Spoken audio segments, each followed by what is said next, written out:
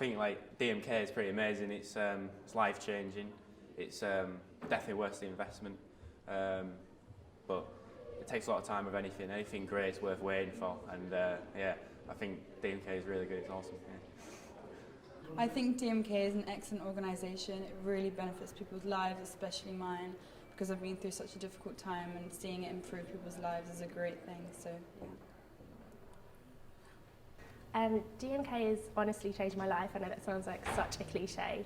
I've been struggling with acne now for about the last 6 years, and I finally found Suzanne for the last year I've been with her, and it's made such a difference. I can feel like a completely different person.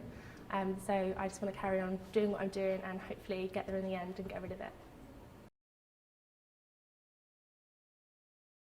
What I'd say is to people is don't keep it locked up inside. Don't be afraid. Don't hide in the corner. You'll feel a million times better. You want to go out and talk to people. You'll feel a lot better with yourself.